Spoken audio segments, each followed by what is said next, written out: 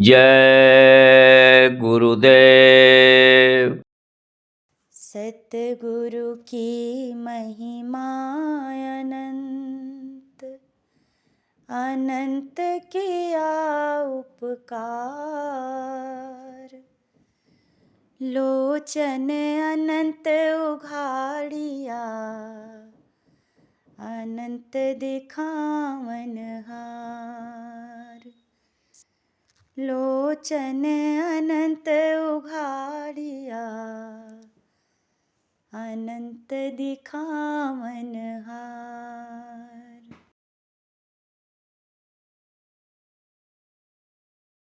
अब दर्शन देवो गुरुदेव, मैं तो देखूं बाट खड़ी। अब दर्शन देवो गुरुदेव, मैं तो देखूं बाट खड़ी।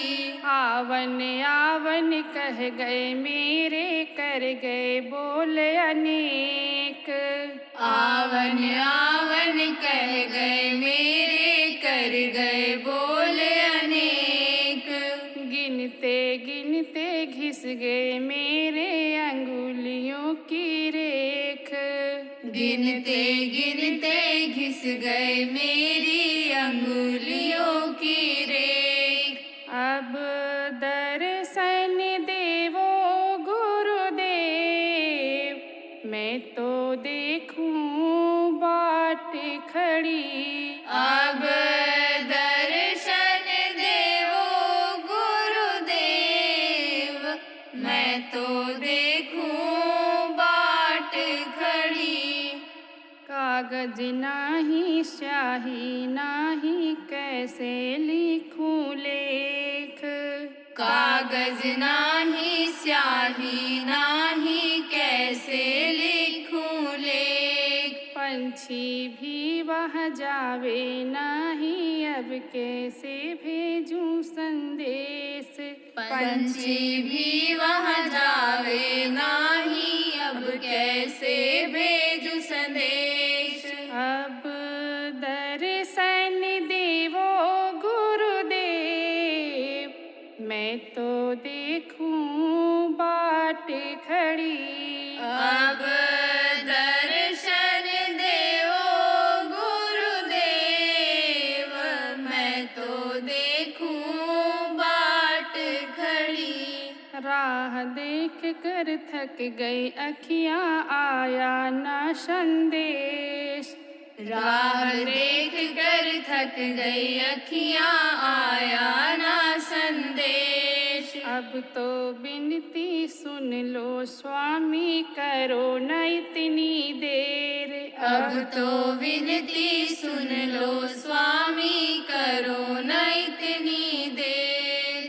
अब दर्शन देवो गुरुदेव, मैं तो देखूं बाट खड़ी। अब दर्शन देवो गुरुदेव, मैं तो देखूं बाट खड़ी। एक नहीं दो तीन नहीं है, बीते बरस हजार। एक नहीं दो तीन नहीं है, बीते बरस हजार। अब तो सुध ले ली जो मोरी, कर दो भव से पार। अब तो सुध ले ली जो मोरी, कर दो भव से पार। अब दर्शन देवो गुरुदेव, मैं तो देखूं बाट खड़ी। अब दर्शन देवो गुरुदेव, मैं तो देखूं बाट खड़ी। जग सारा जंजाल है स्वामी, कब तक पड़ी रहूंगी। जग सारा जंजाल है स्वामी, कब तक पड़ी रहूंगी। जन्मों जन्मों की खातिर कब तक अड़ी रहूंगी। जन्मों जन्मों की खातिर कब तक अड़ी रहूंगी। अब दर्शन देवो गुरुदेव, मैं तो देखूं बाट खड़ी। अब दर्शन देवो गुरुदेव, मैं तो देखूं बाट खड़ी। कौन पुकार करूं मैं ऐसी पल भर में आ जाओ। कौन पुकार करूं मैं ऐसी पल भर में आ जाओ। कौन विनती करूं मैं ऐसी दौड़ चले आओ। कौन विनती करूं मैं ऐसी दौड़ चले आओ। अब दर्शन देवो गुरुदेव, मैं तो देखूं बाट खड़ी। अब दर्शन देवो गुरुदेव, मैं तो देखूं बाट खड़ी। जय गुरुदेव। जय गुरुदेव।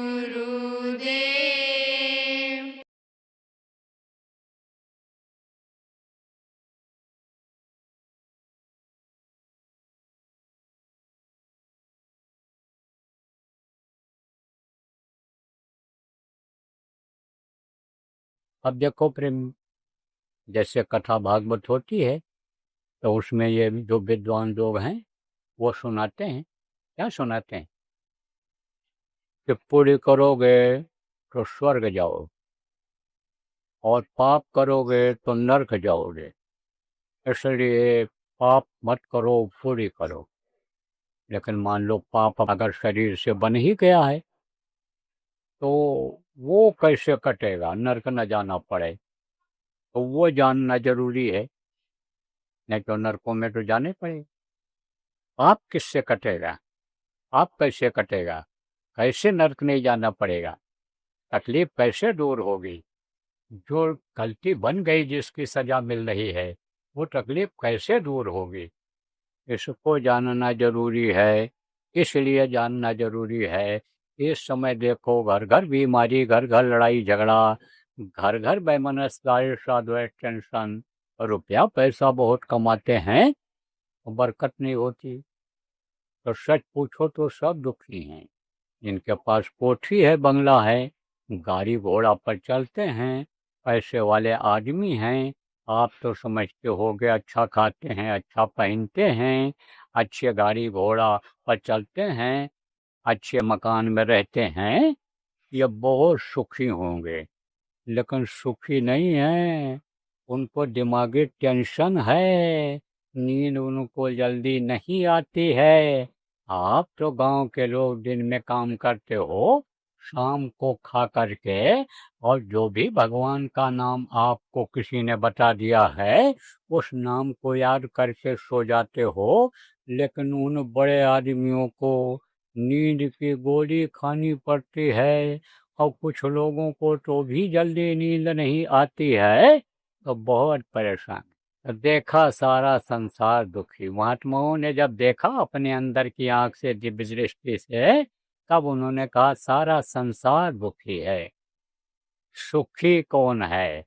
नानक साहब ने कहा कि नानक दुखिया सब संसार, और सुखी कौन है, सुखी वही जो नाम आधार, जो नाम को पकड़ लेता है, नाम को जो जपता है, नाम जिसको मिल जाता है वो सुखी हो जाता है। तो आप लोग कोई न कोई नाम से भगवान को याद करते होगे, लेकिन आप सुखी नहीं हो पा रहे हो, आपका दुख नहीं दूर हो पा रहा है। उसका भी कारण है। कारण यह है कि जिस मुंह से भगवान का नाम लेते हो, भगवान जिनको आपने मान रखा है, आदमी के बनाए हुए ही मूर्ति के सामने आप जाते हो, उनको भगवान मान लिए हो और उनको फूल पत्ती प्रसाद चढ़ाते हो, तो किस हाथ से चढ़ाते हो? जिस हाथ से खाते हो, जिस हाथ से और काम करते हो, तो इसी शरीर के हाथ से आप चढ़ाते हो। मंदिरों में जाते हो, तीर्थों में जाते हो, गंगा यमुना स्नान के लिए जाते हो, तो पैर से चढ़ करके जाते हो। किससे जाते हो? इसी शरीर में जो पैर है उससे जाते हो, लेकिन यह स्वीकार नहीं होता है, पूजा कबूल नहीं होती है। देखो, कहते हैं मानो तो देव और नहीं तो पत्थर। पत्थर की मूर्तियां होती हैं, लेकिन उनको मान लेते हैं ये भगवान है। तो जब भाव होता है, तो भगवान के प्रति भक्ति जगती है, और भगत के वश में फिर भगवान हो जाते हैं, फिर वो मदद करते हैं।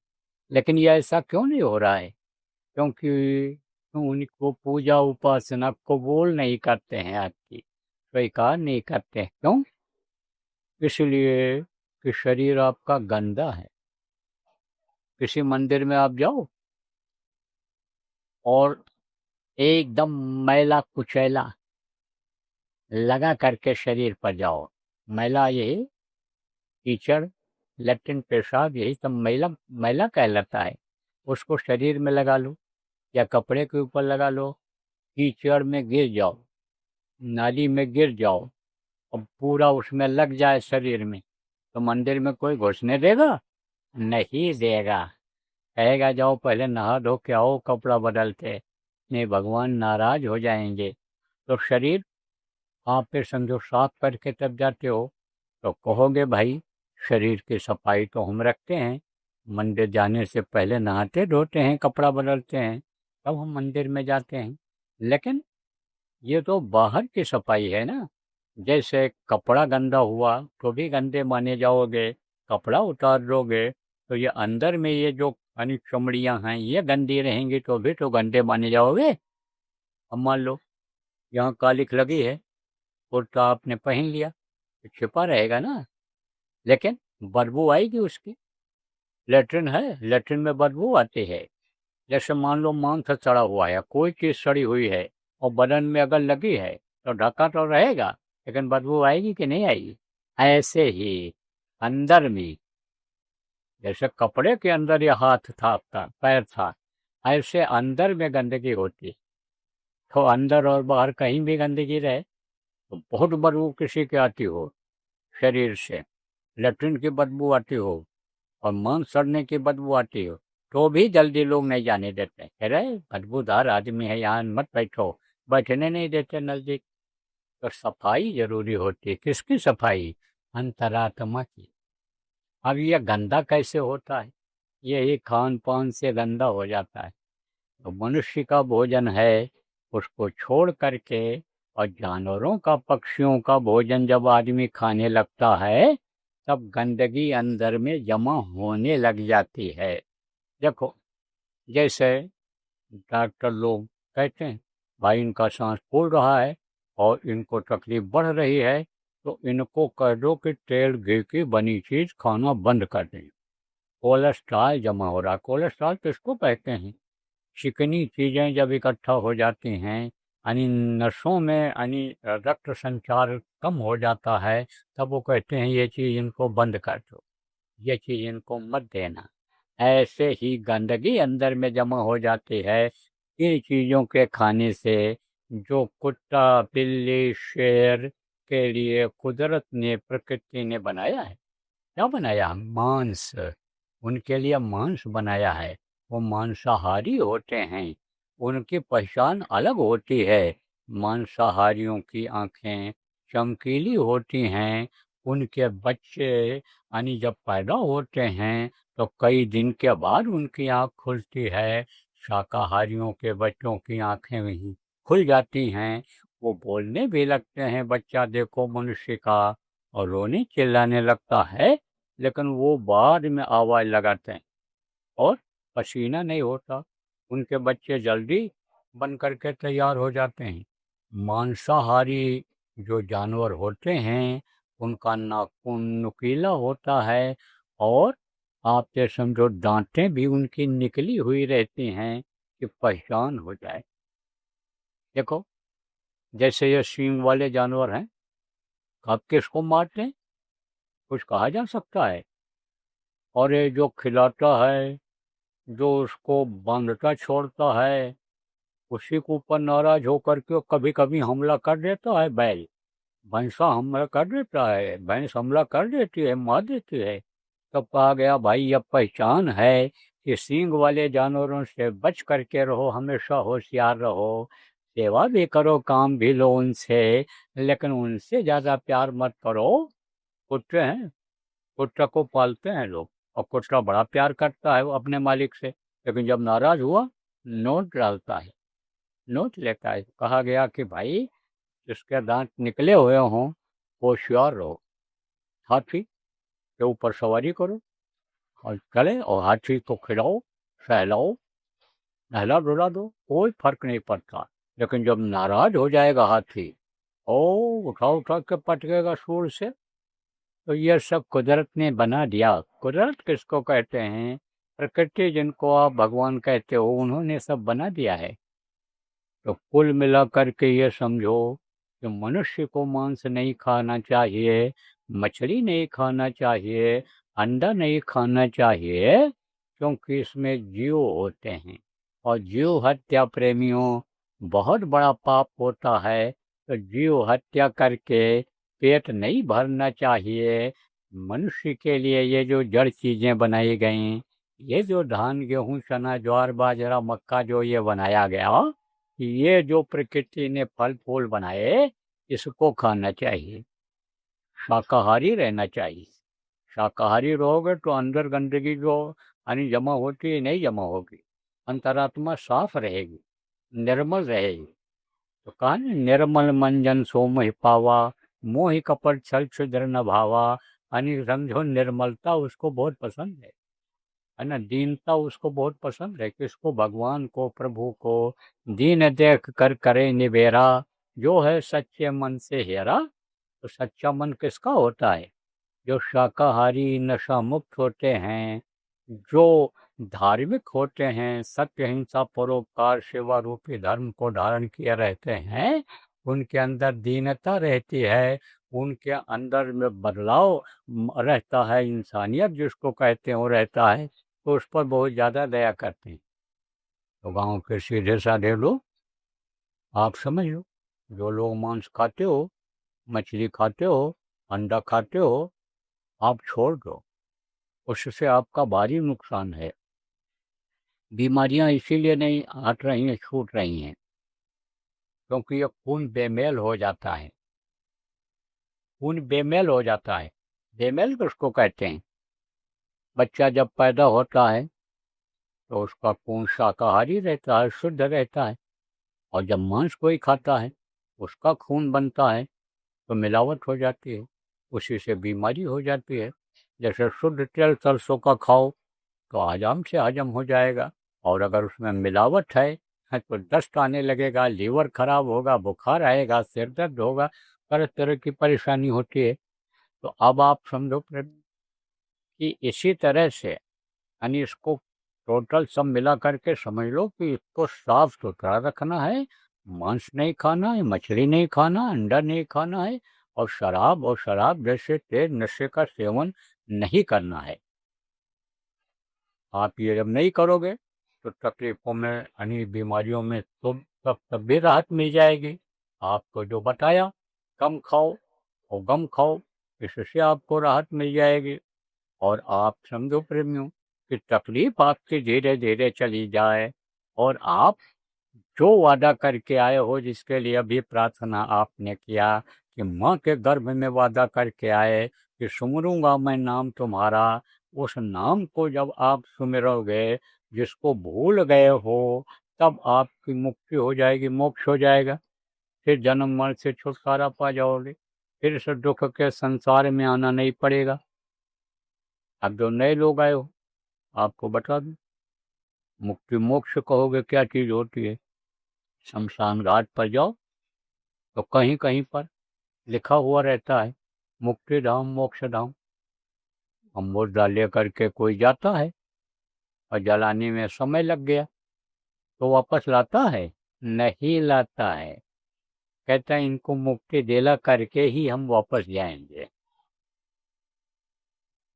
तो ये जीवात्मा जो शरीर को चलाती है परमात्मा की अंश है। जब तक ये परमात्मा तक नहीं पहुंचेगी तब तक ये जन्म मरण से छुटकारा नहीं पा सकती है। तो दोनों काम जरूरी है। तो कहते हैं 100 मर्जों की एक दवाई, और सुमिरन ध्यान भजन करो मेरे भाई। जो सुमिरन ध्यान और भजन पुराने लोग हो आपको बताया गया है, गुरु महाराज ने बताया था, उसको बराबर करते रहो। इससे आपकी हर तरह की तकलीफें जाएंगी। साधना शिविर के लिए जो जगह जगह पर आदेश दिया गया है उसको आप लोग लगाते रहो और लोगों को भी लगवाते रहो। देखो प्रेमियों, हमारा कोई मिशन नहीं है। हम तो गुरु महाराज के मिशन को आगे बढ़ाने में लगे हुए हैं। वो जो काम छोड़ करके गए हम तो उसी काम को आगे बढ़ाने में लगे हुए हैं। इसलिए जो लोग हमारे पास नहीं भी आते हैं, गुरु महाराज के जाने के बाद जो भटक गए, इधर उधर चले गए, कई लोग जय गुरुदेव नाम पर फायदा उठाने लग गए, तो कहीं भी आप आते जाते हो, लेकिन इस बात को तो आप ये समझो कि गुरु महाराज भजन ध्यान पर जोर देते थे, साधना शिविर लगवाते थे। आप भी साधना शिविर लगाओ, आप भी प्रचार प्रसार करो। शाकाहारी नशा मुक्त रहने का जो प्रचार गुरु महाराज कहते थे उसको भी आप करो। नामदान के लिए कहते थे एक एक आदमी, आप 20-20 आदमी को, कभी कभी कहते थे 50 आदमी को आप तैयार करके ले आओ और नामदान दिला दो, असली चीज दिला दो, जिससे लोगों का लोक भी बन जाए, परलोक भी बन जाए, मनुष्य जीवन यह सार्थक हो जाए। तो वो काम तो आप करो। हमको ये थोड़ो कहते हैं हमारे चेला बन जाओ या हमारे पास आओ, लेकिन जब काम में लगोगे, जब ध्यान लगाने लगोगे, भजन लगन करने लग जाओगे, आवाज आपको अंदर में मिलने लग जाएगी, अंदर की आंख आपकी खुल जाएगी, गुरु महाराज का दर्शन अंतर में होने लगेगा, तो आप सब समझ जाओ गुरु महाराज ही आपको निर्देश दे देंगे कि वहां जाने से कोई नुकसान नहीं है, फायदा ही फायदा है, बच्चा चले जाना है। तो अब आप ये समझो करो तो, लेकिन जब आप स्वार्थ में डूबे रहोगे, जब आप किसी व्यक्ति को खुश करने में लगे रहोगे, तो गुरु को कैसे खुश कर पाओगे? तो सुमिरन भी करोगे, ध्यान भी करोगे, भजन भी करोगे, लेकिन भक्ति नहीं करोगे। भक्ति किसको कहते हैं? भक्ति उसको कहते हैं कि गुरु के हर हुक्म का पालन करे, हर हुक्म गुरु का फौरन ही तामील हो, फिर झुका रखो हरदम नमन के लिए, गुरु को खुश रखो। गुरु के हुक्म का पालन करो तो गुरु खुश हो जाएंगे। जैसे बच्चे को आप कह दो बेटा तू पानी पिला दे मुझे, ले आ, या रोटी मांग कर ले आ खिला दे, तो लाता है तो खुश हो जाते हो ना। लड़के को मीठा ला देते हो, कपड़ा बनवा देते हो, और काम जो आपके लायक है करने का है उसको कर देते हो। ऐसे ही गुरु जब खुश हो जाएंगे तब जो ये कहते हो अंदर में दिखाई सुनाई नहीं पड़ता है, अंदर में तरक्की नहीं होती है, वो तरक्की में वो मददगार हो जाएंगे। गुरु मददगार हो जाते हैं। जो गुरु के आदेश का कोई पालन करता है और खुश हो जाते हैं तो मददगार हो जाते, भक्ति आ जाती है, मददगार हो जाते। क्यों? क्यों? बिन गुर भक्ति शब्द में पछते, सो प्राणी तू मूर्ख जान। और शब्द खुलेगा गुरु निहर से, खींचे सूरत गुरु बलवान। गुरु खींचते हैं, सूरत को निकालते हैं, जीवात्मा को निकालते हैं, इस जड़ शरीर के अंदर से चेतन को निकाल करके चेतन से मिला देते हैं। तो चाहे आप नए हो और चाहे आप पुराने हो, सबका आवाहन है, सब लोग आते जाते रहो और गुरु की बताई हुई बातों को याद कर लो कि भाई सुमिरन ध्यान भजन रोज करना है, शाकाहारी लोगों को बनाना है, नशा मुक्त लोगों को बनाना है, और नए लोगों को समझा करके नामदान दिलाना है, उनको सुमिरन ध्यान भजन समझाना है, भजन उनको कराना है। इसको आप याद कर लो। देखो, गुरु महाराज जाने से पहले अन्य संतों की परंपराओं के अनुसार जो संत कह करके जाते हैं किसी न किसी को कि हमारा काम ये अब करेंगे या नामदान देंगे, सत्संग करेंगे, उसके लिए मुझ ना चीज को बता करके गए थे कि देखो यह है उमाकांत तिवारी, आपको यहीं उत्तर प्रदेश में उन्नाव जिला में सत्संग में बता करके गए थे बसीरतगंज में कि यह नए लोगों को नामदान देंगे और पुरानों की संभाल करेंगे। और मैं तो दोनों काम में लगा हूँ, पुरानों की भी बात करता रहता हूँ, जो नहीं आते हैं उनकी भी बात करता रहता हूँ, उनको भी मैं याद करता रहता हूँ और उनसे भी मैं कहता हूँ कि आप आइए, आइए आप जो नहीं आते हो वो भी आओ, जो आपके आसपास रहते हैं नहीं आते हैं उनको भी कह दो आओ। लेकिन आप जो बाद के लोग हो, जो आप नए लोग हो, उनको ताना मत मारना, प्यार से लाना, प्यार से बैठाना, प्यार से उनको खिलाना रखना, जहाँ भी कार्यक्रम हो वहाँ पर तो प्यार से आप उनके दिल को जीत लोगे। और मेरे बुलाने से यानी समझो कि उतना बुलाने का असर नहीं होगा जितना आप जो सम्मान उनको दोगे, आदर करोगे, इज्जत करोगे उनकी, उससे असर होगा। तो आप लोग पुराने लोगों को भी बोलो कि आप आइए, आप आइए। देखो प्रेमियों, हर बार दीपावली का कार्यक्रम जब से उज्जैन आश्रम बना तब से वहाँ होता था। गुरु महाराज कहाँ रहते थे? आपके पड़ोसी जिला मथुरा में। और मैं भी वहीं रहता था, गुरु महाराज के पास वहीं रहता था। और वहीं से गुरु महाराज यहाँ आगरा में प्रचार के लिए, अगल बगल के जिलों में प्रचार के लिए अक्सर आदेश दे देते थे, जाओ 2-4 दिन उधर सुनाया हो फिर आ जाने। तो मैं भी वहीं रहता था।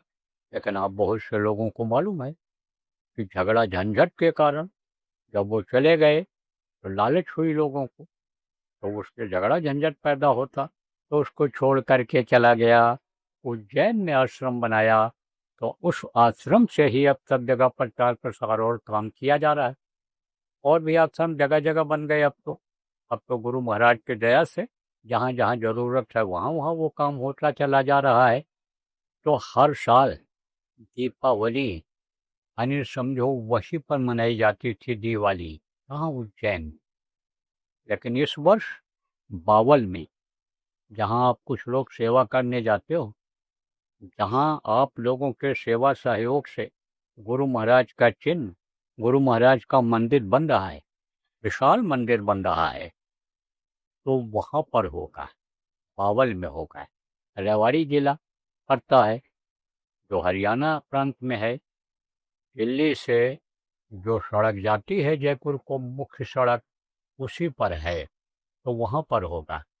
तो वहाँ पर जो लोग आप आते हो और जो लोग मन बनाओ आने के लिए कि चल करके एक बार दीपावली का भी सत्संग सुना जाए, देखा जाए, फायदा उठाया जाए, वो लोग भी पुराने लोगों को आप कह करके ला सकते हो सम्मान के साथ में। तो हम तो सबका भला चाहते हैं, हमारा निशाना कोई ये नहीं है कि हम पुजाएं अपने को या हम अन्य समझो कि आगे बढ़ें, आगे चलें, कुछ नहीं। हमको तो जय विद हुए नाथ हित मोरा, करो सो बेग दास मैं तोरा। मैं तो गुरु महाराज आपका दास हूँ, आपकी जैसे मर्जी हो मुझको चलाओ करो। लेकिन जो गुरु महाराज चाहते थे कि भाई प्रेम मोहब्बत के साथ सबको एक साथ मिल करके रखा जाए, चलाया जाए, इसलिए मैं ये चाहता हूँ। जय गुरुदेव। दीपावली कार्यक्रम में आओ, बिन घृत बाती के दीप जलाओ। सत्संग एवं नामदान 19 अक्टूबर 2025 सुबह 6 बजे व शाम 4 बजे से। 20 अक्टूबर 2025 सुबह 6 बजे व दोपहर 2 बजे से। 21 अक्टूबर 2025 सुबह 6 बजे। स्थान बाबा उमाकांत जी महाराज आश्रम, जय गुरुदेव नगर, कसौला चौक, बावल, जिला रेवाड़ी, हरियाणा। संपर्क नंबर 82959898 74 व 9817317152। जय गुरुदेव।